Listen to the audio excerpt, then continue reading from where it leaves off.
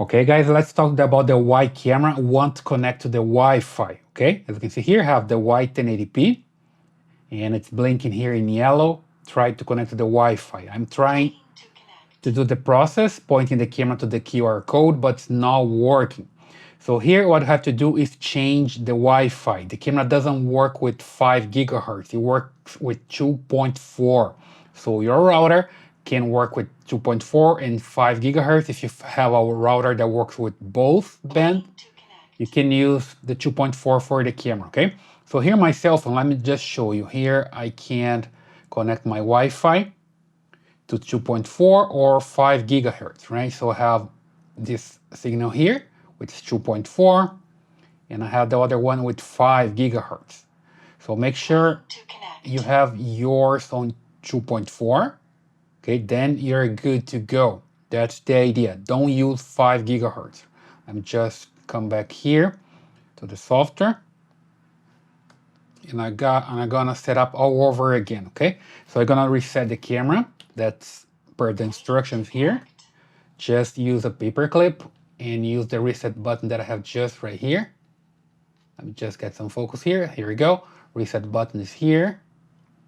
I will press here with the paper clip and hold. Reset is successful. Okay, so it says reset successful. And now I click here. Wait for the camera to say this it's waiting to connect.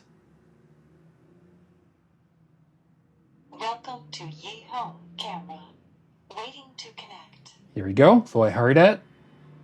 Now I have to input the password for my 2.4 Wi-Fi. Let me just input my password here. Waiting to connect. So here we go. I have my password for the Wi-Fi. And then the idea is that the cell phone is going to send this information to the camera, right? So here, hit done. And next. Please face the QR code towards the camera lens and wait for it to connect.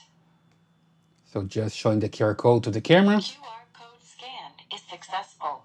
Connecting to Wi-Fi. Now it's connected to Wi-Fi to the 2.4. Wi-Fi is connected. Okay, now it's connected and it's blue. So now it's working. Next here. Pairing is successful. You can start using your camera now. Okay, now says that I can start using the camera. But there's an extra step here. The new firmware, you need to confirm the authentication via email, okay? So basically, you're going to receive an email from the manufacturer, and then you need to click there and confirm that you're pairing the camera, right? So I'm gonna do this right now. I'm looking here at my computer, and I'm gonna check if I received that email. Sometimes it comes to the inbox, and sometimes it comes to the spam box. So here I got it. I'm just clicking right now, finish the camera setup. I'm just looking at my computer, okay? And now naming the camera here and click continue. So I clicked everything here on my computer, and now I just need to wait for a while, and it's going to change here with the authentication, and it's going to work, right? Let me just see if something changes here. Just need to wait for a while. And here you go, okay?